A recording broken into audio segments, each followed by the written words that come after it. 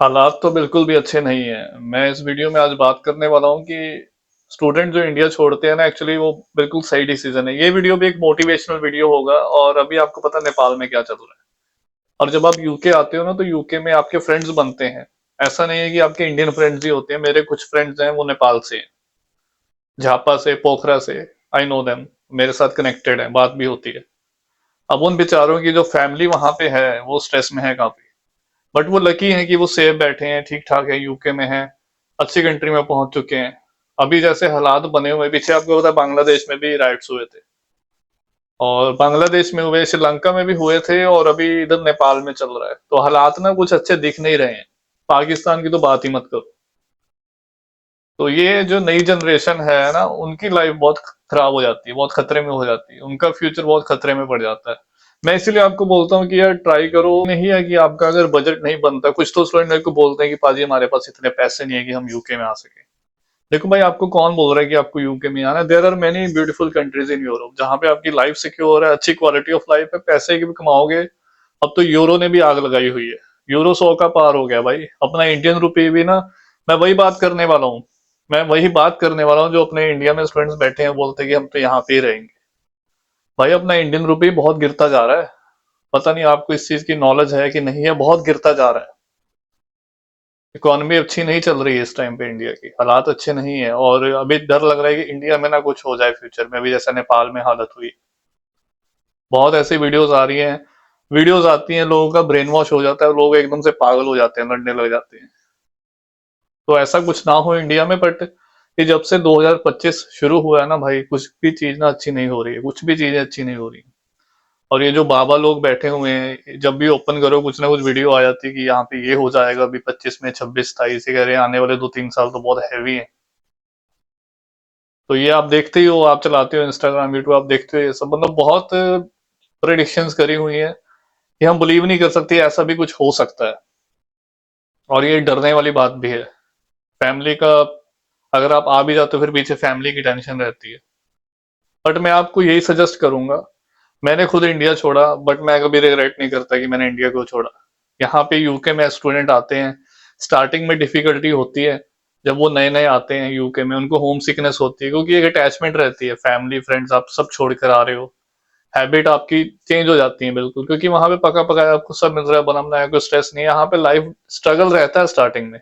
UK की life इतनी easy नहीं है जितना आपको लगता है।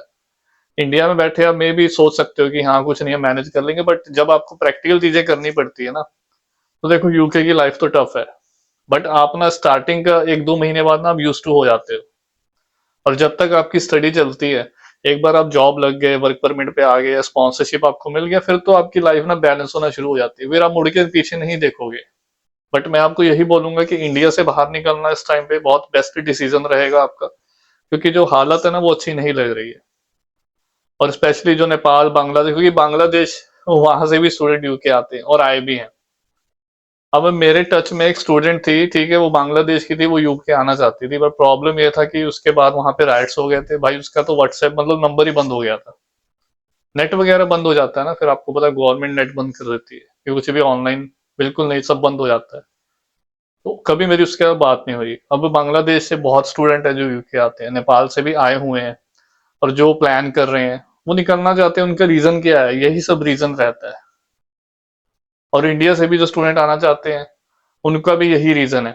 सीधी सी बात बताऊं, मतलब हालात अच्छे नहीं है, इसीलिए मैं आपको बोल रहा हूँ कि अभी आपके पास जनवरी इनटेक है, आगे भी इनटेक तो चलो काफी सारे हैं, बट डिले मत करना। कुछ नहीं पता क्या हो जाए फ्यूचर में, कुछ नहीं पता लग रहा अभी इस टाइम पे। जापान के प्राइम मिनिस्टर ने रिजाइन दे दिया, फ्रांस में भी यही चल रहा है, और नेपाल का तो भाग ही गया, है ना। तो क्या हो रहा है आप देख रहे हो, न्यूज देख रहे हो। मतलब 2025 तो बिल्कुल अच्छा नहीं गया इस बार। पंजाब में इतने हड़ आए हैं, इतनी बाढ़, इतना लोगों का इतना नुकसान हो गया, लाखों में, इतने जानवर जो मर गए। और हमारे जब पंजाब से कोई बाहर जाता है तो लोग उसको बोलते हैं कि ये तो पंजाब छोड़ छोड़ के जा रहे हैं। तो भाई वो क्या करें, है ना, आप बताओ। उनका इतनी फसलें उनकी बर्बाद हो गई, नुकसान हो गया। अगर उनके बच्चे बाहर जा रहे हैं तो आई थिंक, मैं तो ये सोचता हूँ कि बहुत बढ़िया डिसीजन है कि अगर चलो वो अपने बच्चों को भेज भी रहे हैं बाहर, कल को वो सेटल हो जाते हैं तो अपनी फैमिली को सपोर्ट कर सकते हैं। अगर वो ना भेजते, मान लो कि अगर पंजाब की जनता बाहर ना होती कनाडा में, है ना, तो वहां पे लॉस ही लॉस था उनका। आज उन्होंने घर बना लिए, सेटलमेंट हो गई है, तो वो अच्छी लाइफ जी रहे हैं। पंजाब में बहुत लॉस हुआ है, इवन की बाढ़ वगैरह तो देखो उत्तराखंड में भी आई है, हिमाचल में भी आई है। तो ये आने वाले टाइम में ना ये सब चीजें बढ़ने वाली हैं, अगर मैं आपको बताऊं। ये कोई इस साल नहीं है कि 2025 में हड़ आया है, बाढ़ आई है और हिमाचल में, मनाली में, यहाँ सब जगह नुकसान हुआ है। ये आपको लग रहा है कि ये तो भाई आने वाले टाइम में ना और बढ़ने वाला, आने वाले सालों में, because of the global warming. Development के नाम पे जंगलों की कटाई की जा रही है, जानवरों को मारा जा रहा है, उनको बेघर करा जा रहा है। हैदराबाद में देखो कितना एरिया उन्होंने एकदम वैनिश कर दिया। आपको पता ही है जो जंगल की कटाई हुई, वहां पे कंपनी उन्होंने प्रोजेक्ट बनाना है, क्या करना है ना, 1000 करोड़ का क्या प्रोजेक्ट है वहां पे। पूरे जंगल साफ कर दिए वहां पे, और कितने जानवर बेचारे बेघर हो चुके हैं। तो ये सब चीजें हो रही हैं, तो ऑब्वियस है फिर नेचर भी मार मारती है। वो नहीं देखती कि भाई आप कहाँ पे रहते हो। तो क्या है, मतलब सबको फिर बराबर ही ट्रीटमेंट मिलता है, और अच्छा बंदा भी रगड़ा जाता है। और ये सब हो रहा है, और ये आने वाले टाइम में चीजें बढ़ने वाली हैं। तो ट्राई करो कि आप खुद अपनी लाइफ सिक्योर करो, देन अपने पेरेंट्स को सपोर्ट करो। और एक और मैं यहाँ पे आपको बात, इंपॉर्टेंट बात बता दूं, कभी भी एक जगह पे डिपेंडेंट मत रहो। आप अगर जिस सिटी में रहते हो, जिस स्टेट में रहते हो, आई वुड से कि आपको अगर बाहर भी नहीं आना है ना, अगर आप नहीं आना चाहते यूके या यूरोप में भी नहीं आना चाहते, उनके लिए है, ट्राई करो कि आपके ना टाइज और स्टेट में भी होने चाहिए इंडिया की। अभी मेरे यहाँ पे कुछ फ्रेंड्स हैं पंजाब में, मैं उनको रिकमेंड करता हूँ कि ट्राई करो किसी और स्टेट में भी आपके पास प्रॉपर्टी होनी चाहिए। पंजाब में मत बाय करते रहो, फ्लैट अपार्टमेंट बाय कर लिया, घर बाय कर लिया पंजाब में, चाहे आपने नहीं भी रहना। There are many beautiful Indian states. आप वहां पे जाके दूसरी स्टेट का बंदा बाय कर सकता है प्रॉपर्टी, और आपको बाय करनी चाहिए। मैं क्यों कह रहा हूँ ऐसे, डाइवर्सिफिकेशन होना बहुत जरूरी है।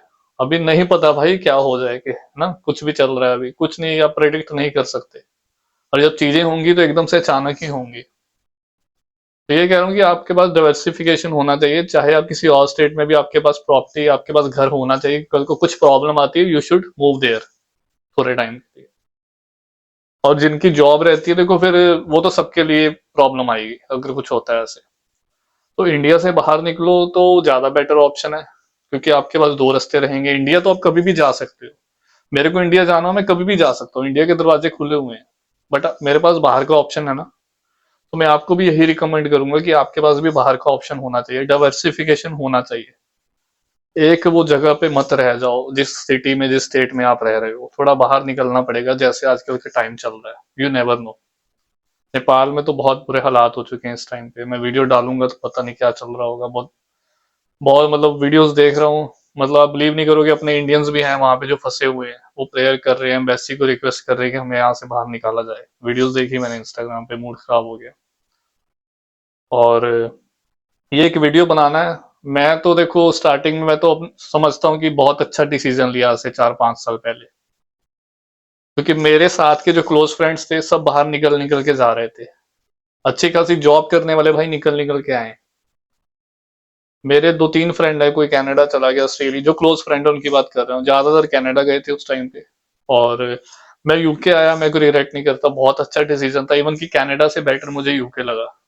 कनाडा से अगर मैं कंपेयर करूँ, लाइफ बहुत अच्छी है। अभी तो कनाडा में भी जनता बहुत हो गई है, अपॉर्चुनिटीज इतनी नहीं है, और लाइफ स्टाइल ना यूके का ज्यादा बेटर है। आपको थोड़ा फील तो आए फॉरेन वाला। कनाडा में आपको फील ही नहीं आएगा वो। मतलब अपनी कम्युनिटी इतनी पहुंच गई है, जनता, ब्रैम्पटन को तो दूसरा पंजाब बोलते हैं। यूके में एटलीस्ट आपको फील आता है कि आप किसी फॉरेन कंट्री में आए हो। तो यही कह रहा हूँ कि आपको अगर निकलना है तो यूके स्टिल बेटर है, यूरोप भी स्टिल बेटर ऑप्शन। और मेरे फ्रेंड न्यूजीलैंड में गया हुआ है, काफी टाइम हो गया उसको, बात नहीं हुई। ऑस्ट्रेलिया में भी है कुछ फ्रेंड्स, और कनाडा में भी हैं। तो वो बहुत अच्छा डिसीजन लिया। मैंने यूरोप का भी अप्लाई करा था स्टार्टिंग में, बट मैंने इधर डिसाइड करा था क्योंकि 2 साल का पोस्ट स्टडी वर्क वीजा मिल रहा था। तो ये बहुत सही डिसीजन था, और मैं आपको भी सजेस्ट करूंगा। भाई मैंने पहले भी वीडियोस बनाई हुई हैं कि आपको इंडिया से बाहर क्यों निकलना चाहिए। अगर आप मेरे को फॉलो कर रहे हो काफी टाइम से, इसमें मैं वो फालतू के रीजन नहीं देने वाला। लिस्ट बहुत लंबी बन जाएगी अगर मैं आपको रीजन देने लगा ना। इसमें मैं जो भी चल रहा है, मैं करंट जो भी चल रहा है ना, मैं उसके बारे में आपसे बात कर रहा हूँ। पॉजिटिव चीजें तो बहुत सारी है, अगर मैं बताने लगा कि आपको क्यों निकलना चाहिए अपनी कंट्री से। शॉर्ट में अगर आपको बोलूं, job opportunities as compare to India अच्छी है, लाइफ आपकी ज्यादा सिक्योर है, क्वालिटी ऑफ लाइफ अच्छी है, लाइफ बैलेंस बहुत बढ़िया है। मेडिकल यहाँ पे आपको कुछ पे नहीं, आपकी अगर शादी करते हो बच्चों की लाइफ बढ़िया बन जाएगी, है ना। एजुकेशन फ्री है बच्चों का, मेडिकल वगैरह फ्री रहता है, इंश्योरेंस चलो करानी पड़ती है, बट एक बार आप सेटलमेंट हो गए फिर तो वो भी मुश्किल आपकी खत्म हो जाएगी। हवा पानी साफ है, खाने वाली चीजों में आपको अच्छा मिलेगा, और भी बहुत बेनिफिट रहते हैं। अनएम्प्लॉयमेंट बेनिफिट्स मिलते हैं अगर आपके पास जॉब नहीं है, अगर आप सेटल हो गए हो, तो ये सब चीजें बहुत है ये अपनी। इसीलिए मैं बोलता हूँ कि अभी भी आपके पास अगर ऑप्शन है तो आपको निकलना चाहिए। बाकी वीडियो बहुत लंबा हो जाएगा, और अभी जो करंट हालात चल रहे हैं उसको देख के तो मैं अभी भी आपको ये बोलूंगा कि इंडिया से अगर आपको निकलने का मौका मिलता है, पेरेंट्स को रिक्वेस्ट करो। बजट नहीं है आपका तो ट्राई करो किसी छोटी कंट्री में आ जाओ यूरोप की, सही रहोगे। स्टडी वीजा मिल जाता है बड़े आराम से। यूरोप में फीस भी कोई ज्यादा नहीं है, 5 4 5 लाख मैक्सिमम बता रहा हूँ साल की फीस रहती है, मास्टर की या जो भी आपने पढ़ाई करनी है। तो गाइज ये एक वीडियो बनाना था, और किसी ने मेरे थ्रू अप्लाई करना है यूके का ना, मैं यूके की एप्लीकेशंस कर रहा हूँ। यूरोप की मे भी हो सकता है फ्यूचर में स्टार्ट करूँ, मैंने फिनलैंड के करवाए थे बट फिनलैंड में ना काम नहीं है इस टाइम।